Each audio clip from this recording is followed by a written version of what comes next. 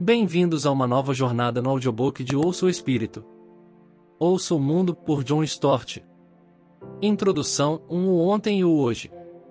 As próprias expressões o cristão contemporâneo e cristianismo contemporâneo, como, por exemplo, Instituto de Cristianismo Contemporâneo, chocam muita gente, pois parece ser uma contradição terminológica. Como pode o cristianismo ser considerado contemporâneo?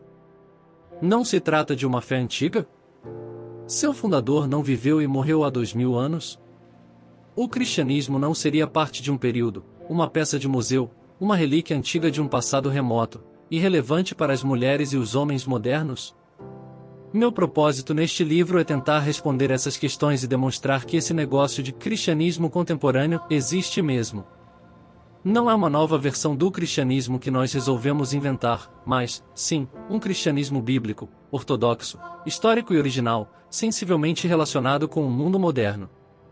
O cristianismo é histórico e contemporâneo. Vamos começar reafirmando, sem nenhum pedido de desculpas, que o cristianismo é uma religião histórica. É claro que toda religião pode afirmar ser até certo ponto histórica, pois cada uma surgiu em um contexto histórico específico e remonta ao seu fundador, a, por exemplo, Buda, Confúcio ou Maomé, e a uma sucessão de líderes que contribuíram para sua formação. O cristianismo, porém, tem uma razão ainda mais forte para afirmar sua historicidade, porque ele não se baseia apenas em uma pessoa histórica, Jesus de Nazaré, mas também em certos eventos históricos que o envolveram. O Antigo Testamento apresenta Javé não só como o Deus de Abraão, Isaque e Jacó, mas também como o Deus da aliança que ele fez com Abraão e renovou com Isaque e Jacó, não apenas como o Deus de Moisés, mas como o Redentor responsável pelo Êxodo, que continuou a renovar a aliança ainda uma vez mais no Monte Sinai. Assim, os cristãos estão para sempre presos, de coração e alma, a estes eventos históricos e decisivos do passado. As Escrituras nos exortam constantemente a que os recordemos com gratidão. Na verdade, Deus, deliberadamente, tomou os devidos cuidados para que o seu povo se lembrasse com regularidade dos seus atos salvíficos. Assim como a Páscoa estava para o Êxodo, como um festival anual de celebração da salvação de Deus, assim a ceia do Senhor está para a morte expiatória de Cristo, capacitando-nos a trazê-la regularmente à mente e a regozijar-nos em seus grandes benefícios. E, pois, através da palavra e do sacramento que o passado se faz presente uma vez mais. As origens históricas do cristianismo são uma grande bênção. Elas nos proveem um alicerce sólido. Nossa fé não se baseia em lendas, contos de fadas ou mesmo em mitos, mas, sim, em fatos reais. Estes, no entanto, também se constituem um problema, uma vez que já faz tanto tempo que eles ocorreram. A enorme lacuna entre ontem e hoje, entre o passado e o presente, o histórico e o contemporâneo, é algo um tanto embaraçoso. A geração mais jovem nos diz que não tem interesse nenhum em história. O máximo que esta produz neles é um longo bocejo, rude e barulhento. O que nos interessa, dizem eles, é o agora, e não o passado. Eles nos fazem lembrar o Kleber Finn, quando a viúva Douglas lhe conta pela primeira vez a história de Moisés e os juncos. Eu estava todo suado, de tanto me esforçar para descobrir tudo sobre ele, mas aos poucos ela foi deixando escapar que Moisés já havia morrido há um bom tempo, e daí eu não quis mais saber dele. Afinal, não me interessa mesmo ficar me preocupando com gente morta. Há mais de 20 anos, me incomoda uma conversa que tive sobre este assunto com dois irmãos, eu a relato na íntegra no livro Eu Creio em Pregação. Eles eram estudantes universitários e me disseram que haviam repudiado a fé de seus pais, na qual haviam sido criados. Agora, um deles era agnóstico e o outro, ateu. Eu lhes perguntei por quê. Porventura, eles já não acreditavam mais na verdade do cristianismo? Não, retrucaram, o problema não era esse. Seu dilema não era se o cristianismo era verdadeiro, mas se era relevante. E como poderia sê-lo? O cristianismo, acrescentaram, era uma religião palestina, primitiva. Havia surgido em uma cultura palestina e primitiva. Portanto, o que teria ele a lhes oferecer, a eles, que viviam no emocionante mundo moderno das viagens espaciais, das cirurgias de transplante e da engenharia genética? Ele era irrelevante. Esta sensação de que o cristianismo é uma coisa distante, obsoleta e irrelevante existe em todo lugar. O mundo mudou tão drasticamente desde os dias de Jesus. E continua mudando com uma rapidez ainda mais assustadora. As pessoas rejeitam o Evangelho, não necessariamente por considerá-lo falso, mas porque ele já não faz mais sentido para elas. Será que a Igreja conseguirá sobreviver ao desafio da modernidade? Ou passará pelo ignominioso destino do dinossauro e, igualmente incapaz de adaptar-se a um ambiente em mudança, acabará se extinguindo? Como resposta a esta impressão comum de que o cristianismo está irremediavelmente desatualizado, nós precisamos reafirmar nossa fundamental convicção cristã de que Deus continua a falar através daquilo que ele já falou. Sua palavra não é um fóssil pré-histórico, a ser exibido numa redoma de vidro, mas, sim, uma mensagem viva para o mundo de hoje. O lugar dela é no mercado e não no museu. Através de sua antiga palavra, Deus se dirige ao mundo moderno, pois, como diz o Dr. J. Paquer, a Bíblia é Deus pregando. Mesmo levando-se em conta as peculiaridades históricas da Bíblia e a imensa complexidade do mundo moderno, ainda assim existe uma correspondência fundamental entre eles, e a palavra de Deus continua sendo uma lâmpada para os nossos pés e uma luz para os nossos caminhos. Ao mesmo tempo, nosso dilema permanece. O Evangelho pode ser modernizado? Será factível esperar que a Igreja aplique a fé histórica ao cenário contemporâneo, a palavra ao mundo, sem trair a primeira nem alienar o segundo?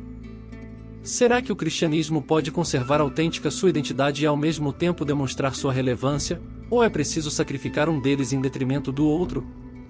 Seremos obrigados a escolher entre voltar ao passado e fazer do presente um amuleto, entre recitar velhas verdades que são antiquadas e inventar novas ideias que são espúrias?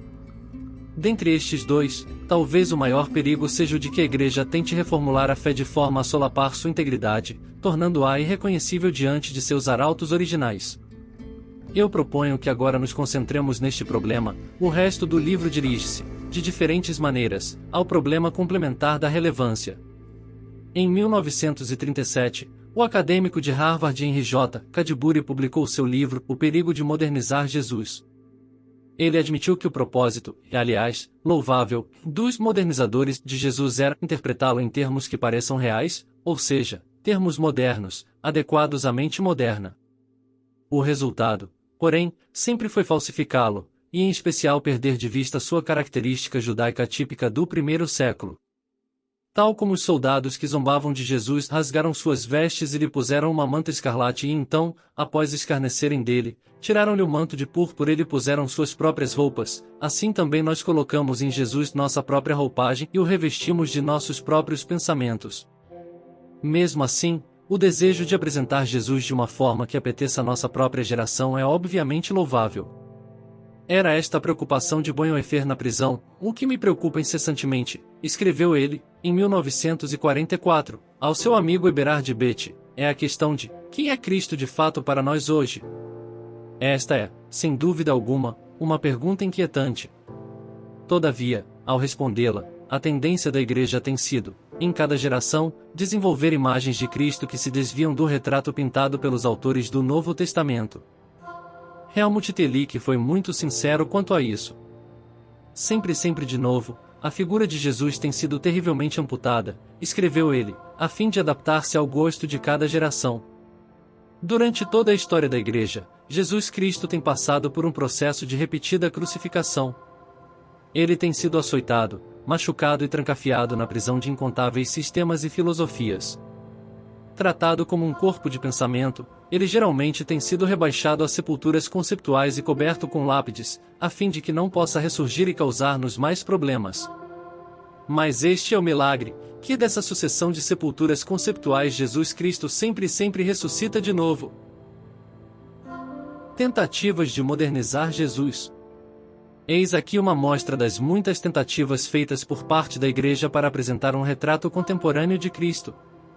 Veremos que, em termos de fidelidade ao original, algumas têm sido mais bem-sucedidas que outras. Primeiro, eu penso no Jesus asceta, que inspirou gerações de monges e eremitas. Ele não era tão diferente assim de João Batista, já que também se vestia com uma pele de camelo, usava sandálias ou então andava descalço, e mastigava gafanhotos com evidente prazer, e ao mesmo tempo renunciava aos prazeres da mesa e a desfrutar as alegrias da criação de Deus. Seria difícil conciliar este retrato com a crítica dos seus contemporâneos, de que ele veio comendo e bebendo. E depois vem Jesus, o pálido Galileu. Foi o imperador Juliano, o apóstata, que tentou reintroduzir os deuses pagãos de Roma, depois que Constantino os havia substituído pelo culto ao Cristo. Dizem que, no seu leito de morte, em 363 DC, Juliano disse: "Você venceu, Galileu." Suas palavras foram popularizadas da seguinte forma pelo poeta Swinburne, no século XIX. "Tu conquistaste, ó pálido Galileu. Teu respirar deixou o mundo em sombras." Esta imagem foi perpetuada na arte medieval e em vitrais, em um Jesus com uma auréola celestial e uma compleição incolor, os olhos voltados para o céu e os pés sem sequer tocar o chão. Em contraste com as apresentações de Jesus como fraco, sofredor e derrotado, surgiu Jesus, o Cristo cósmico, que foi profundamente apreciado pelos líderes da Igreja Bizantina. Em contraposição aos bárbaros invasores, eles o representaram como Rei dos Reis e Senhor dos Senhores, o Pantocrator, Criador e Dominador do Universo. Contudo, exaltado acima de todas as coisas, glorificado e reinando, ele parecia alienado do mundo real e até de sua própria humanidade tal como revelada na encarnação e na cruz. No extremo oposto do espectro teológico, os deístas iluministas dos séculos 17 e 18 construíram sua própria imagem de Jesus como mestre do senso comum, doze inteiramente humano e nada divino. O exemplo mais dramático é a obra do versátil gênio Thomas Jefferson, presidente dos Estados Unidos, de 1801 a 1809.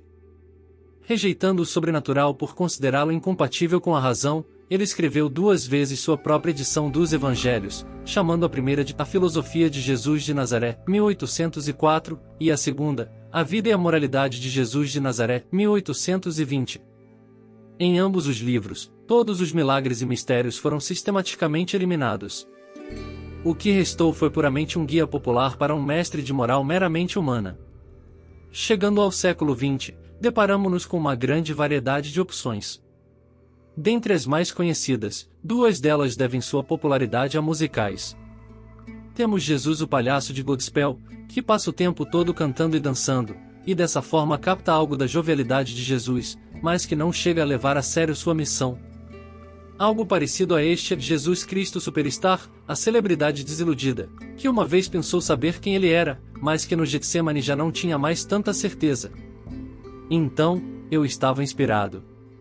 Agora, triste e cansado. Depois vem a impressionante invenção de Jesus como o fundador dos negócios modernos. Refiro-me a um livro intitulado The Man Nobody Knows, O Homem que Ninguém Conhece, 1925, que durante 2 anos liderou a lista dos best-sellers nos Estados Unidos. Seu autor, Bruce Barton, era um publicitário americano que resolveu expressar sua revolta contra o Jesus anêmico e maricas ensinado na escola dominical da sua infância. Além de pintar Jesus como um garoto propaganda bronzeado e musculoso, simpático, jovial e sociável, ele o representou também como um líder de ardente convicção, cuja vida inteira foi uma história de conquistas e realizações, e que em seus ensinamentos enfatizava os segredos do sucesso nos negócios. O capítulo 6 do livro intitula-se O Fundador dos Negócios Modernos. Vejam, escreve Bruce Barton, que com apenas 12 anos de idade Jesus literalmente descreveu-se a si mesmo como alguém que precisava tratar dos negócios do seu pai. Já se atribuiu a Jesus um profundo domínio da ciência econômica, bem como o sucesso nos negócios. Surpreendentemente, é George Bernard Shaw que, com gozação implícita, nos apresenta Jesus como economista. Decididamente, escreve ele, quer se pense ou não que Jesus era Deus, tem-se que admitir que ele foi um economista político de primeira classe, o qual, entre outras coisas, recomendou distribuição igualitária. Mas os autores divergem completamente entre si quanto à natureza de sua economia. Por um lado, existe a visão de Jesus como um capitalista, promotor da livre empresa, investimento e conservação, tanto que T.N. Carver foi capaz de afirmar, em seu livro The Economic Factor in the Messiahship of Jesus, O Fator Econômico na Messianidade de Jesus, 1922, que todo aspecto essencial do sistema econômico moderno é explicitamente demonstrado nos ensinamentos desse jovem judeu. Temos, por outro lado, Jesus, o socialista. Como exemplo, quero citar Arthur Scargill, que foi eleito presidente da União Nacional dos Mineiros em 1981. Em uma entrevista dada à imprensa naquela ocasião, ele disse que era cristão e que adorava os velhos hinos de Moody de Sankey, dos quais o seu favorito era "Quão bondoso amigo é Cristo". Quando o pressionaram, perguntando se acreditava no credo. Primeiro ele tentou se safar e depois declarou: eu creio no cristianismo neste sentido, creio que Jesus Cristo era de fato um socialista. Fidel Castro, de Cuba, muitas vezes tem se referido a Jesus como um grande revolucionário, e muitos têm tentado retratá-lo como Jesus, o lutador da liberdade, o guerrilheiro urbano, o Che Guevara do primeiro século, de barba negra e olhos faiscantes, como no Evangelho segundo São Mateus de Pasolini, cujo gesto mais característico era virar as mesas dos mercadores e expulsá-los do templo com um chicote. Dentre os esforços de retratar Jesus em termos revolucionários, talvez o que tenha mais fundamento seja a novela Me Chamam de Carpinteiro, de Upton Sinclair. Havia, em um vitral sobre o altar da igreja de São Bartolomeu, em Nova York, uma imagem de Cristo que um dia tornou-se viva, desceu e começou um ministério público na cidade. Quem é você? Perguntava o povo. Me chamam de carpinteiro, respondia ele. E assim ele passou a ser o Senhor Carpinteiro e mais tarde Profeta Carpinteiro, à medida que suas palavras e ações assemelhavam-se às de Jesus da Palestina. Ele também foi tentado, ofereceram-lhe um contrato de $1.500 semanais como astro de cinema, ressuscitou uma criança que havia sido atropelada por um carro e vivia cercado de crianças, curou os enfermos e deficientes, resgatou Maria Madalena de sua vida de prostituição, e assim por diante. E equilibrava-se na carroceria de um caminhão a fim de berrar para a multidão acerca do amor e da justiça. Mas ele citou as denúncias de Amós acerca dos ricos indolentes, identificou-se com grevistas numa passeata de protesto, investiu contra empregadores por estarem alienando os trabalhadores do produto de seu trabalho, e quando, durante uma missa na igreja de São Bartolomeu, ele pronunciou um longo discurso contra teólogos e doutores em divindade, ai de vós, religiosos hipócritas. O jornal local acusou-o de ser um anarquista bolchevique e de disfarçar a doutrina de Lenin e Trotsky com roupagens de revelação cristã. Sua última noite de vida ele a passou no sótão da sede do Partido Socialista. E finalmente a multidão, enraivecida com aquele desbocado profeta vermelho, agarrou-o, despejou galões de tinta vermelha sobre sua cabeça, colocou-o de pé em cima de um vagão e levou-o ruas afora, gritando em salve. Salve o profeta bolchevique! Atirado pela janela de um teatro, ele não se feriu e voltou para a igreja de São Bartolomeu, saltou para dentro do vitral, e eis que tudo tinha sido um sonho. Caso alguém venha concluir que tais reconstituições da vida de Jesus não passam de tentativas saídas da imaginação de simples autores de ficção, darei como último exemplo um trabalho acadêmico sério intitulado Jesus, o Mágico. Eu acho que ele pode ser considerado, e com razão, mais uma tentativa de retratar Jesus em vestes antigas modernas, no que seria uma forma conveniente moderna de se ver livre dos milagres. E, com certeza, bastante significativo o fato de que o lançamento mais recente desse livro seja da editora Aquariana. A tese do professor Morton Smith é que, se bem que nos evangelhos os seguidores de Jesus o apresentem como místico filho de Deus, os seus mais antigos oponentes o consideravam um mágico. Segundo o professor Smith, documentos do século III, os quais, segundo ele, foram furtados e destruídos pelos cristãos, revelam que Jesus, durante a sua juventude, foi para o Egito, onde se tornou um especialista em mágica e foi tatuado com símbolos e fórmulas mágicas, que ele voltou para a Galiléia e tornou-se famoso por seus feitos mágicos, e que finalmente ele uniu a si mesmo os seus seguidores através da refeição que instituiu, inequivocamente um ritual mágico. A evidência, conclui Morton Smith, dá-nos um quadro coerente da vida e obra de um mágico. Esta seleção de 13 diferentes retratos de Jesus ilustra a eterna tendência de moldar um Cristo que tenha um apelo moderno. Isto começou já na era apostólica, quando Paulo teve que advertir o povo quanto aos falsos ensinadores que andavam pregando outro Jesus que não temos os apóstolos a pregado. E é impressionante ver a criatividade com que as pessoas têm levado adiante as representações de Jesus que acabamos de considerar. Mesmo assim, todas elas são figuras anacrônicas. Cada geração voltou-se para ele com suas próprias ideias e aspirações, criando a sua própria imagem. Cada uma estava certa quanto à sua motivação a pintar um retrato contemporâneo de Jesus, só que o resultado acabava sendo, até certo ponto, errado, o quadro não era autêntico. O desafio que temos diante de nós é o de apresentar Jesus à nossa geração de tal forma que seja, ao mesmo tempo, histórico e contemporâneo, autêntico e atrativo, novo no sentido de recente, anéus, mas não novo no sentido de ser uma novidade, acanhos. chamados a ouvir 2 vezes. A principal razão para toda traição ao verdadeiro Jesus é que nós ouvimos com exagerada deferência a moda contemporânea, ao invés de escutarmos a palavra de Deus. A busca por relevância torna-se tão impetuosa que nós sentimos que temos que capitular diante dela, independente do custo.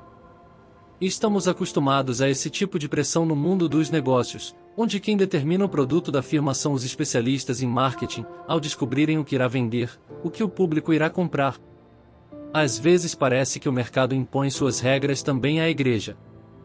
Com toda a prestatividade, nós cedemos ao espírito moderno, tornando-nos escravos da última moda, e até mesmo idólatras, dispostos a sacrificar a verdade no altar da modernidade.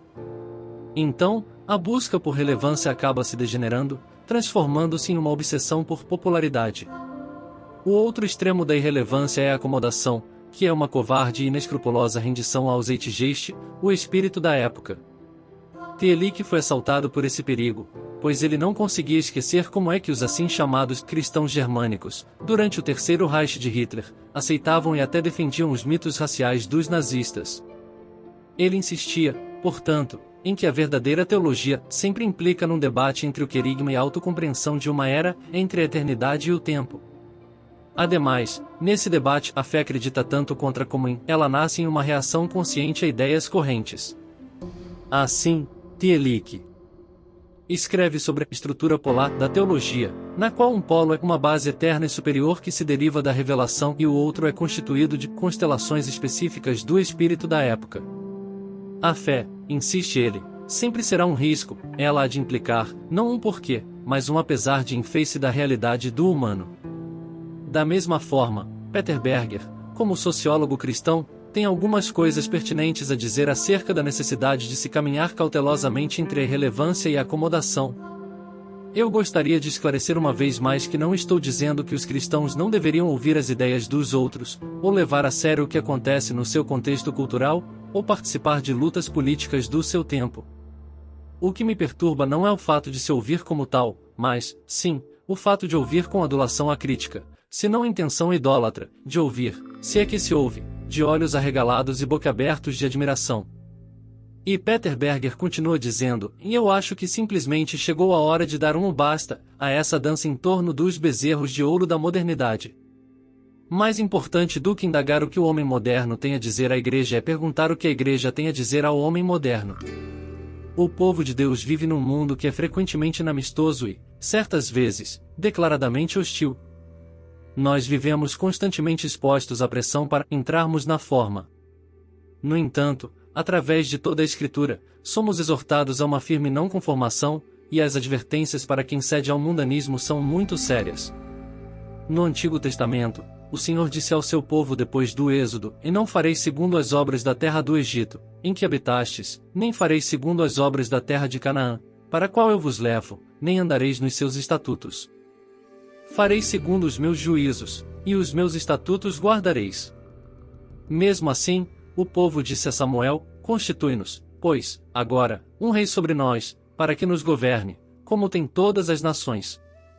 E, mais tarde, Ezequiel teve que repreendê-los por sua idolatria, dizeis, seremos como as nações, como as outras gerações da terra, servindo ao pau e à pedra. Foi a mesma coisa nos dias do Novo Testamento.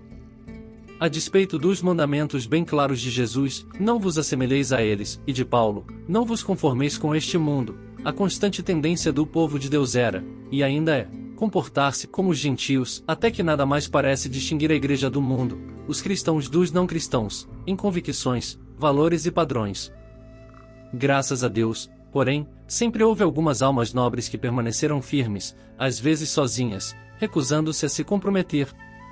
Penso em Jeremias no século VI a.C., em Paulo, em seu tempo, a todos, me abandonaram, Atanásio no século IV e Lutero no século XVI.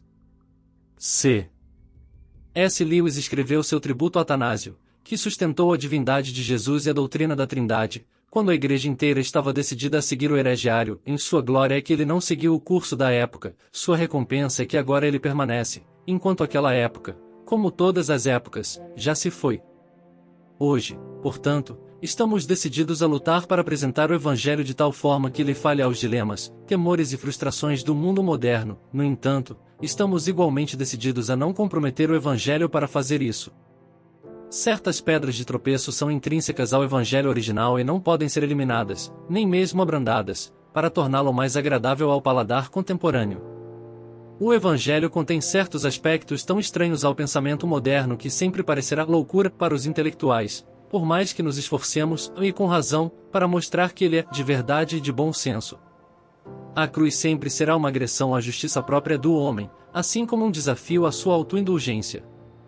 Seu escândalo, pedra de tropeço, simplesmente não pode ser removido. De fato, a Igreja fala ao mundo com mais autenticidade, não quando faz adaptações vergonhosas motivadas pela covardia, mas quando se recusa a fazê-las, não quando se torna totalmente indistinta do mundo, mas quando sua luz distintiva brilha ainda mais. Assim, os cristãos, que vivem sob a autoridade da revelação de Deus, por mais ansiosos que estejam para comunicá-la aos outros, demonstram uma resoluta independência de mente e de espírito. Não se trata de obstinação, pois estamos prontos para ouvir a todos. Contudo, determinamo-nos também a ser fiéis, e caso necessário, sofrer por isso. A palavra de Deus Ezequiel é um encorajamento para nós, e não os temas. Tu lhes dirás as minhas palavras, quer ouçam quer deixem de ouvir, pois são rebeldes. Portanto, temos que aplicar a palavra, mas não manipulá-la. Temos de nos esforçar o máximo possível para certificar-nos de que ela fale aos nossos dias, mas não corrigi-la a fim de garantir uma falsa relevância. Nosso chamado é para sermos fiéis e relevantes, e não simplesmente tendenciosos. Mas como é que podemos ser conservadores e ao mesmo tempo radicais, conservadores no que tange a guardar a revelação de Deus e radicais na nossa radical aplicação desta? Como podemos desenvolver uma mente cristã que seja moldada pelas verdades do cristianismo bíblico e histórico e ao mesmo tempo tenha consciência das realidades do mundo contemporâneo? Como podemos relacionar a palavra com o mundo compreendendo o mundo à luz da palavra, e até mesmo compreendendo a palavra à luz do mundo? Temos de começar com uma dupla recusa. Recusemo-nos a nos tornar, ou tão absorvidos com a palavra que acabemos fugindo dela e deixando de confrontá-la com o mundo, ou tão absorvidos com o mundo que nos conformemos com ele, deixando de submetê-lo ao julgamento da palavra. Escapismo e conformismo são erros opostos, mas nenhum dos dois é uma opção cristã. Em lugar desta dupla recusa, somos chamados a ouvir em dobro, ou seja, ouvir tanto a palavra quanto o mundo.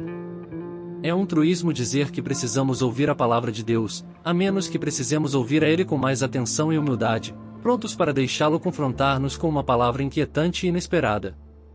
Menos agradável ainda é o fato de nos dizerem que também precisamos ouvir o mundo, pois as vozes de nossos contemporâneos podem assumir a forma de agudos e estridentes protestos. Ora elas são queixosas, ora atraentes, ora nos chegam em tons agressivos. E depois tem o grito angustiante daqueles que estão sofrendo, e a dor, a dúvida, a ira, a alienação e até mesmo o desespero daqueles que estão afastados de Deus. Não estou dizendo que deveríamos ouvir a Deus e aos nossos companheiros humanos da mesma forma ou com o mesmo nível de deferência. Nós ouvimos a palavra com humilde reverência, ansiosos por entendê-la e decididos a acreditar no que viermos a compreender. Nós ouvimos o mundo com atenção crítica, igualmente ansiosos por compreendê-lo, e decididos, não necessariamente a crer nele e a obedecer-lhe, mas a simpatizar com ele e a buscar graça para descobrir que relação existe entre ele e o Evangelho. Todo mundo tem dificuldade de ouvir. Mas será que os cristãos são, por alguma razão, ou talvez por nos acreditarmos chamados para falar aquilo que Deus falou, ouvintes piores do que os outros? Nosso símbolo é mais a língua do que o ouvido. Mas já deveríamos ter aprendido uma lição com os loquazes confortadores de Jó. Eles até que começaram bem. Quando ficaram sabendo dos problemas de Jó, deixaram seus lares e foram visitá-lo. E, quando chegaram, mal conseguindo reconhecê-lo, de tão desfigurado pelas feridas, eles lamentaram, rasgaram suas vestes, jogaram terra sobre as cabeças e depois sentaram-se ao seu lado no chão durante 7 dias. Durante toda aquela semana eles nada disseram a Jó, pois viram quão grande era o seu sofrimento. Na verdade, ninguém disse nada, pois simplesmente não havia o que dizer. Se pelo menos eles tivessem continuado como começaram e continuado de boca calada. Mas, ao invés disso, eles puseram à mostra, da maneira mais insensível possível, a sua ortodoxia convencional de que todo pecador sofre por causa de seus próprios pecados. Na verdade, eles nem escutaram o que Jó tinha a dizer. Simplesmente ficaram ali repetindo suas conversas fiadas, sem refletir e sem nenhuma sensibilidade, até que finalmente Deus os repreendeu por não terem falado sobre ele o que era direito. Nós conhecemos muito bem o conceito de pensar duas vezes, uma expressão cunhada por George Orwell em seu famoso livro 1984. Ela denota a habilidade de guardar simultaneamente na mente duas visões ou convicções conflitivas. Pensar duas vezes é uma capacidade típica de propagandistas inescrupulosos. Falar duas vezes é ainda mais desonroso. E a capacidade de dizer algo para uma pessoa e outra coisa completamente diferente para uma outra, e até falar coisas mutuamente contraditórias para a mesma pessoa. Falar duas vezes é a reserva de mercado dos hipócritas, dos mentirosos consagrados. Ouvir duas vezes, porém, não contém nenhum elemento de autocontradição. É a faculdade de ouvir duas vozes ao mesmo tempo, a voz de Deus através das Escrituras e as vozes de homens e mulheres ao nosso redor. Frequentemente estas vozes contradizem uma a outra, mas nosso propósito ao ouvir tanto uma como a outra é descobrir como elas se interrelacionam. Ouvir duas vezes é indispensável para o discipulado cristão e para a missão cristã. Somente através da disciplina de ouvir duas vezes é que é possível tornar-se um cristão contemporâneo. Pois só então conseguimos ver que os adjetivos histórico e contemporâneo não são incompatíveis, aprendemos a aplicar a palavra ao mundo e proclamamos boas novas que são, ao mesmo tempo, novas e verdadeiras. Em suma, passamos a viver no hoje à luz do ontem.